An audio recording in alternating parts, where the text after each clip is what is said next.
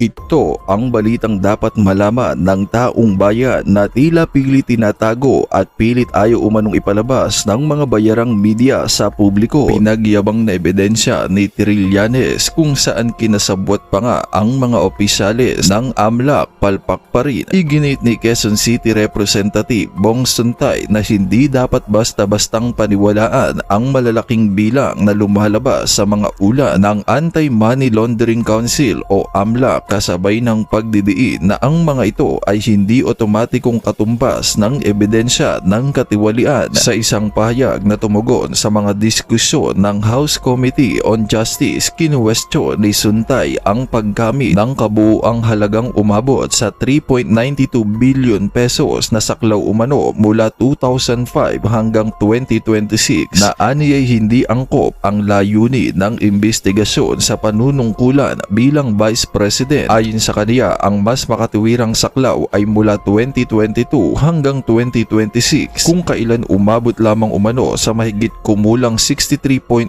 million pesos ang kabuuang inflows at outflows na iniuugnay sa account ni Vice President Sara Duterte. Giit pa ni Suntay, hindi dapat ihalo ang mga transaksyon bago pa man manungkulan ang isang opisyal bilang batayan ng impeachment dahil ang konstitusyon ay malinaw na tumutukoy sa pananagutan sa loob ng termino ng panunungkulan. At para sa buo pang detalye ng balita, narito't panoorin natin ang full video. Punan ninyo, dumadami po ang kain suka. Pinaghahandaan na po itong merging ng mga magnanakaw at mga komunista. Mga magnanakaw at mga sabihin na nating dilaw o pink para matalo si Sara. If the middle forces have agreed to forge a coalition with Middle meaning pro-democracy, pro-West Philippine Sea. Anti-Duterte. Yeah. Okay. So, all of Ito, halimbawa, ako interviewin mo dyan, live, walang cut, kaya nyo? O ikaw, interviewin din namin sa SMNI. Walang problema. this, because it's not only the campaigns, because you also have the people who voted for Manny Pacquiao, Isko, Right. and all the others. So, if the middle forces are going to forge a coalition with the administration, I believe it's a non-negotiable position that the candidate should come from the middle forces. And the admin would be the vice presidential candidate. That I believe that's the only that's the starting Formula, point. yun yung formula. That's the starting point. Now, So, sa madaling salita, ang sinasabi ni Trillanes, binubuo na po yung Pula Dilaw o tawagin nating Pulawan. Pulawan Kain Suka Party o PKS. Pulawan Kain Suka Party. Yeah, binubuo na po. No? Dumadami ang kain suka sa Pilipinas. So, sige, mag-ready kayo. the thing with let's say with Lenny, for example, I don't think she sees the danger of a Duterte presidency, and that's the reason why she's nonchalant about the whole thing. Ito si Trillanes, no? Nahalata mo na talagang takot na takot siya sa pag ano. Paano? Ang dami pinakalat na fake news nitong animal na to. Ang dami pinakalat na fake news nito. Kaya galit, takot na takot siya. Isa pa nga siya sa naging kasangkapan di umano ng ICI, ay ng ICC dito sa Pilipinas. Pagpapakidnap di umano dito kay PRRD. So talagang pagpapakalat niya ng fake news na bank account here, bank account there, wala namang mapakitang ebidensya. Nakikita natin yung takot nito, yung danger. Lagi niya sinasabi, yung danger of a Duterte. Sa tingin ko lang, baka hindi lang napopokus, baka naiihina to sa pantalon. Pero danger lang naman ng Duterte doon sa mga adik. Ito danger lang naman ng Duterte doon sa mga magnanakaw. Sabi nga ni Chanko, hindi mo pwedeng aregluhin si Sara. Danger lang naman si Sara doon sa mga komunista. Alam natin, galit si Sara sa mga komunista. Yun lang naman. At saka doon sa mga fake news peddlers. Kung wala ka naman doon, wala kang problema. Halimbawa ako, ba't ako matatakot kay Sara? Di man ako adik. Kahit saan tayo makarating na drug test. Ngayon, may problema ako kung adik ako. Iyan na nga, yung nangyayari. Yung mga drug lords, syempre, kailangan gumalaw na rin yung mga drug lords. Pondahan nila yung mga dapat ponduhan para hindi makaupo ang Sara. She's just focusing on her privates or on Well, her she's the mayor of the town. Yes. I guess she has to take care of that. Yeah. But if she's going to rule out any scenario that she will run eventually, She has to be clear. she has to be definitive. Yeah. Because BAM will not grow, and Risa as well. She would have to be definitive. And the fact that she's not definitive leads me to conclude that she is interested. But On she her will- terms. On her terms. But Ayun. So umaasa pa si Trillanes na kaya hindi pa tinutuldukan ni Lenny ay posible pang tumakbo si Lenny. Umaasa pa, sa madaling salita tong mama na ito. May kondisyon lang na ang masusunod doon sa kanyang pagtakbo ay yung mga kondisyones ni Lenny. Yan po yung ibig sabihin ni Trillanes. she won't lift a finger preparing for it. Okay, so that's aside. Senator Risa, I know her for a fact that she recognizes the dangers that I've been talking about, and she's willing to do what is necessary para manalo Middle forces. yung middle forces of 2028 at hindi manalo yung Sara forces. Yan. Alam mo, kung totoong delikado na tao ito si Sara, delikado ang Duterte presidency, for your own sake, Risa Ontiveros, o for your own sake, Trillanes, huwag niyong patakbuhin si Risa. Risa will not win. Period. Malayo sa katotohanan yan. It is as if bukas hindi nahaaraw o mamayang gabi ay hindi na didilim. Ganun po yan. Huwag niyo nang patakbuhin si Risa. Para sa inyo yan. Itong payong to para sa inyong dalawa. Si Lenny nga hindi mananalo kay Sara eh. Pero siya ang pinakamalaking pag-asa nyo. Pero wala pa rin. Si Risa pa. Malabo. So, that's one. Now, kay Bam Aquino, ito ang primary obstacle sa kanya. It's the Aquino-Marcos rivalry. I think that alone would prevent him from being part of any coalition with the administration. So, yun yung... Aren't you underestimating Bam's ability to navigate? I mean, he's quite a successful politician. He was campaign manager of Lenny twice. One of them was very successful. The other one was quite competitive. I mean, what if Bam is willing to go transcendental? No, we're talking about Bam as a candidate. Yeah.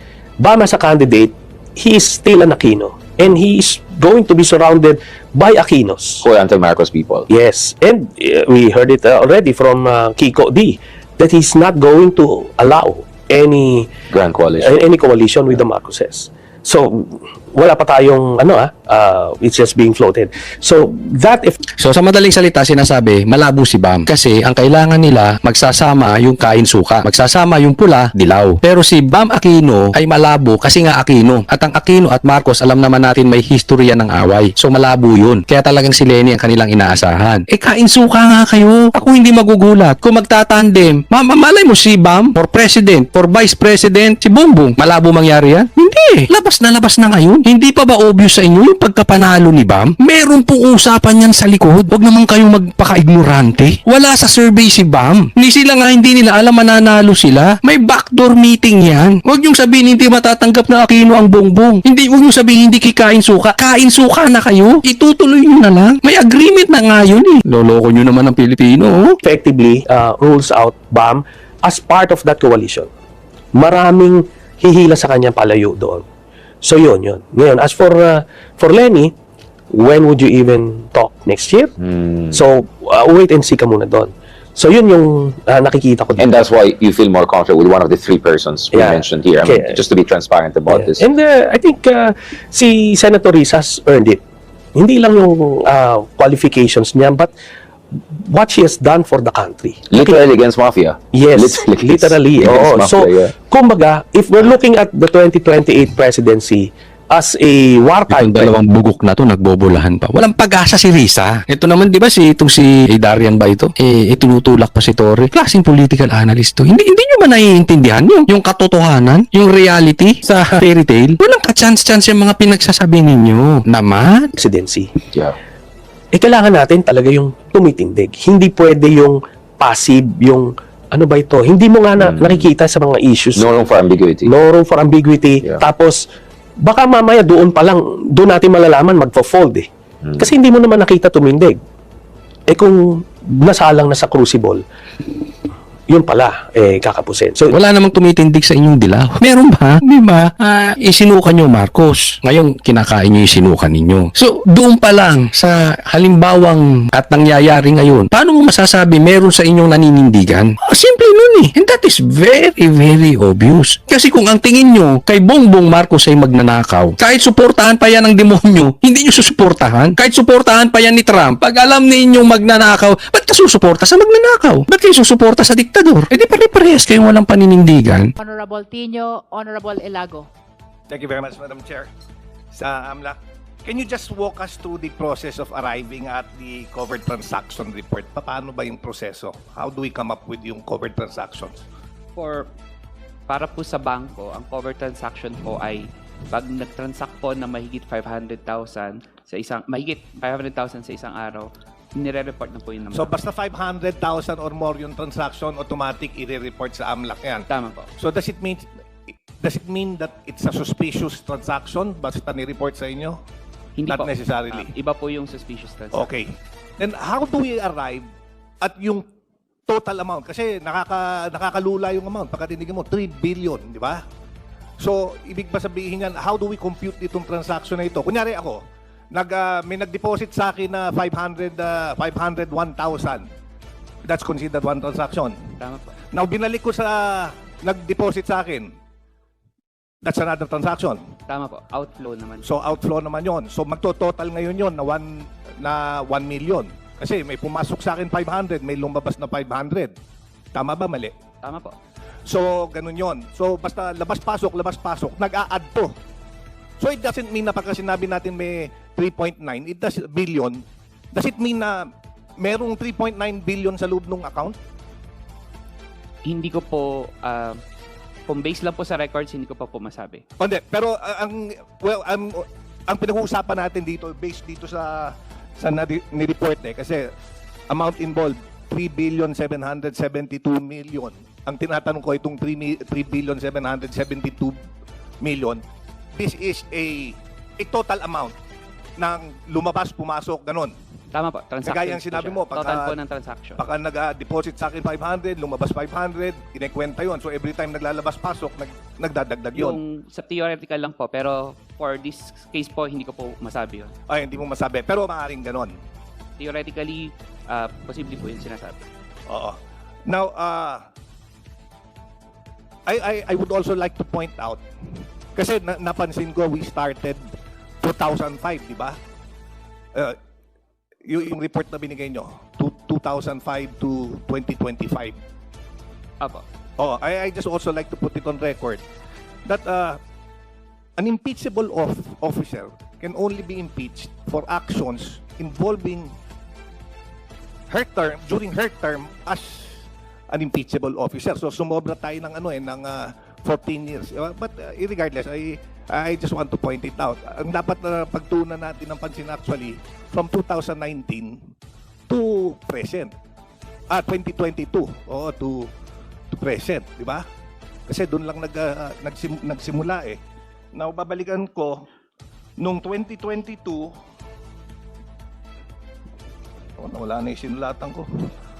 Nung 2022 may pumasok sa account niya. Well, yung na-flag ng AMLA nung 2022, which was the time she was Vice President, 41 million. Yun yung lumabas-pasok sa account.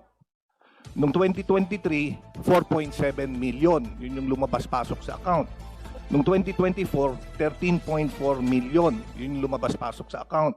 Nung 2025, 1 million na lang ang lumabas-pasok sa account. Tama ba?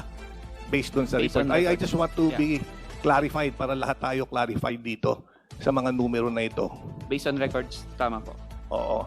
So based from 2022, siguro ang lumabas-pasok sa account niya 45, 58, 59, mga 60 million in the past from 2022 to 2026 in the past 4 years. Tama, mali?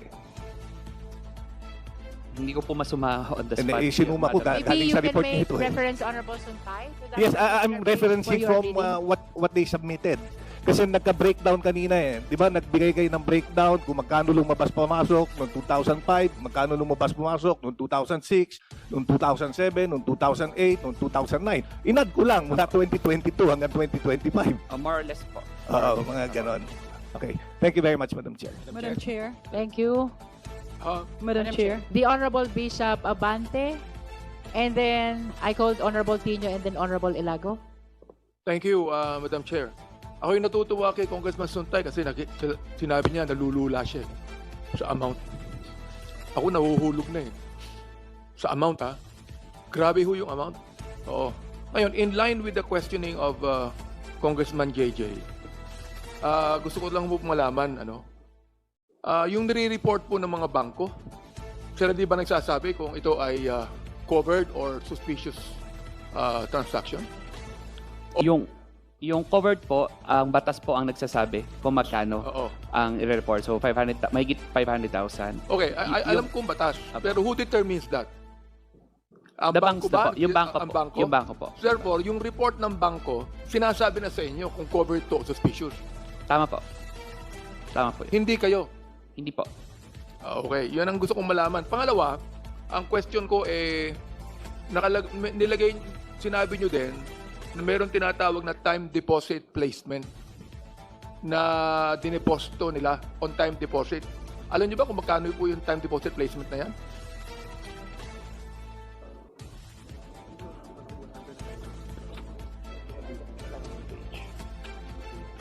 Is the question part of the report of the AMLC?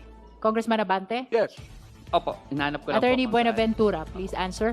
Time deposit placement po is page 3, 109,146,567 pesos and 52 centavos. That would be from the time that she became vice president until now. Tama po. Opo. Therefore, Based on records. yung pagkakaiba po ng regular account niya, magkano po yung sa regular account? Yung regular accounts po, wala po dito na specific na regular accounts, hindi ko po masagot. Meron bang outflow and inflow sa time deposit placement? Meron bang outflow? Transaction? I understand that is a probing question already, Honorable Abante. With all due respect, please confine to the contents of the Madam report. Chair, maraming salamat. Gusto ko lang humalaman kasi pinag-uusapan yung outflow and inflow ng mga transaction. We'd like to find out also kasi binanggit niya rito yung time deposit placement So we'd like to find out also kung yung transactions ng outflow sa time deposit placement. Yun lang po. Consider that as manifestation of the Honorable Abante. Madam Chair, just a manifestation.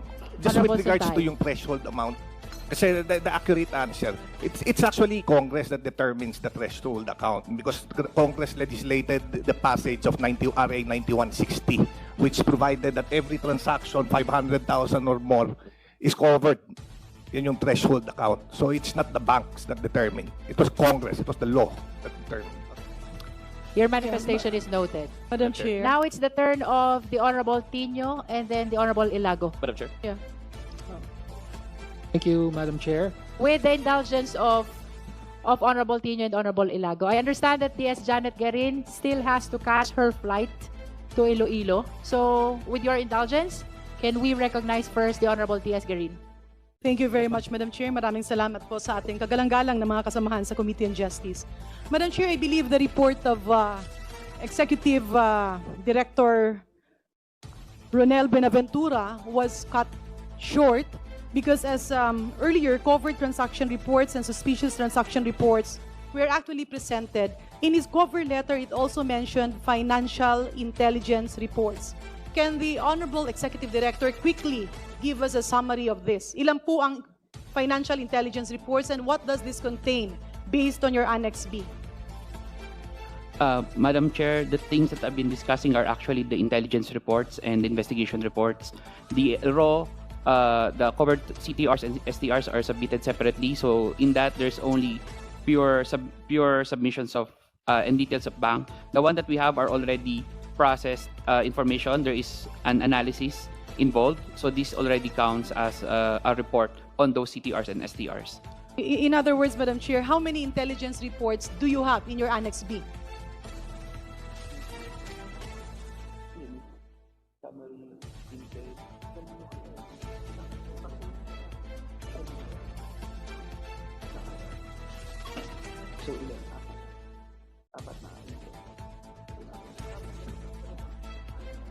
Let me just confirm with the team.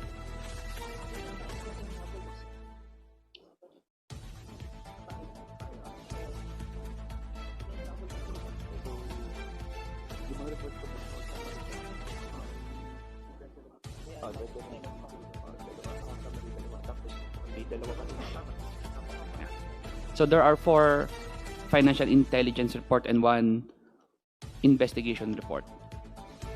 Can, Madam Chair, can the Honorable Executive Director give us a brief summary or conclusion on what is contained in these intel reports? Brief statement only.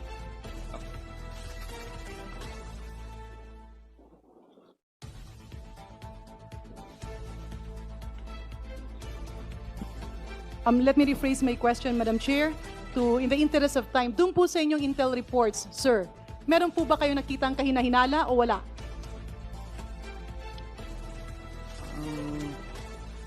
Meron po dahil sobrang laki ng mga transactions. Pero as explained po earlier, ang intelligence report namin is based lang sa database na nakita namin sa mga na-report. So medyo may kalakihan po, based lang po sa report. Perhaps we can confine the answer of Attorney Buenaventura to subject matter of the investigation, brief statement, and then findings in the investigation report. Brief statement also.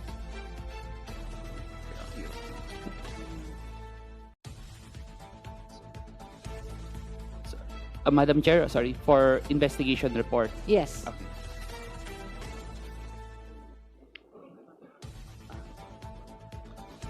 Just a brief statement of the subject matter and then the findings.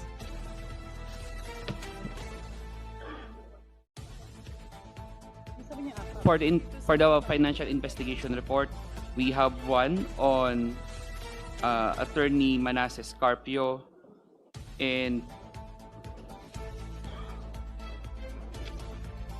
it lists down his transactions throughout the years covered by the... So what is your findings?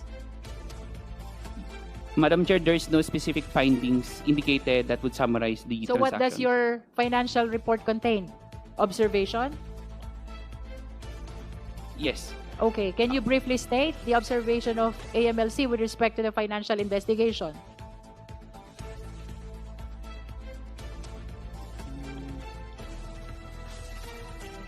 Can I mention, can I read some of the portions of the report?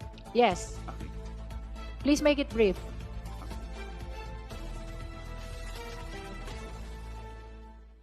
So for the summary of transactions reported for Attorney Carpio is shown below. It's in table form. For purposes of comparison, two time buckets were identified. The first is from 2016 to 2026, which are the years when the Duterte family at national political scene. The other bucket are the years prior to 2016. And the biggest transactions involving Attorney Carpio are the purchase of MCCC-TC debit memo, which account for 86.55% of the total value of his reported covered transactions during the period 2016 to 2022. So, Madam Chair, if I may, pasensya na po, no, sir, in the interest of time, kasi these are voluminous documents that we have just received until now. Doon po sa inyong pagperus o sa inyong mga natanggap na report, ang ibig po ba ninyong sabihin ay merong kahinahinalang nakita o wala? It's actually a yes or no kung meron or kung wala. Is that covered by your report or it is simply confined to covered and suspicious? It is only the question, Madam Chair, requires me to go beyond the report because it's Alright. not indicated in So the that report. is a I'm not probing competent. question, DS I'm- Janet. Let us confine to the content of the report of AMLC. So, let me rephrase my question, Madam Chair.